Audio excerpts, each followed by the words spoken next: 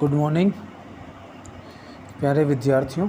इतिहास में आज हमारी चर्चा का विषय रहेगा युग युगीन नारी। प्राचीन काल में, मध्यकाल में और आधुनिक काल में नारी की दशा और दिशा क्या थी और क्या परिवर्तन आया।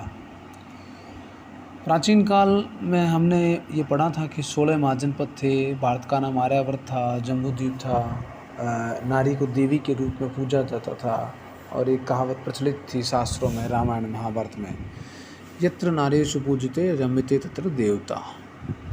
तो प्राचीन काल में प्रमुख विद्वान नारियों में आज भी गार्गी पुरस्कार मिलता है। रोमाशा, पाला, उर्वशी, विश्वधारा, शिखता, घोषा, मैत्रेयी।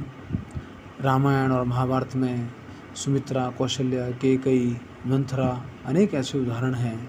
मंदोदरी, जो अधर्म और अनीति के साथ होते हुए भी हमेशा धर्म के मार्ग पर प्रशस्त रहती थी।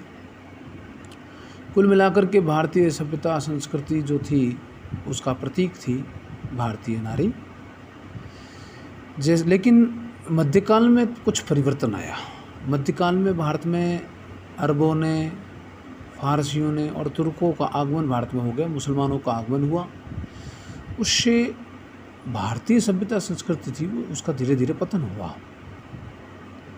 अनैतिक, अधर्म, अत्याचार बढ़ते गए मुस्लिम शासकों के।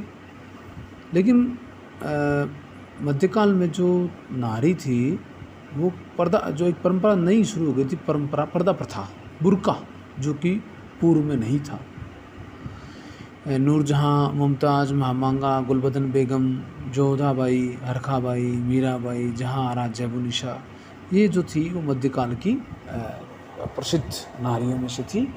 उन्होंने कई तरह की मुश्किलातों का सामना किया, फिर भी अडिग रही।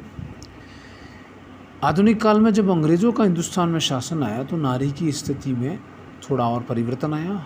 अंग्रेजी शिक्षा दीक्षा भारत में जब आई, ये भारतीय समाज सुधारक जिसमें राजा राम मोहन राय, विवेकानंद, दयानंद सरस्वती, उन्होंने नारी की दशा दिशा पर कुछ जो है अंग्रेजी सरकार को सोचने पर मजबूर किया कि परिवर्तन किया जाए, कानून बनाए जाए। 1829 में सती प्रथा को अवैध घोषित किया गया।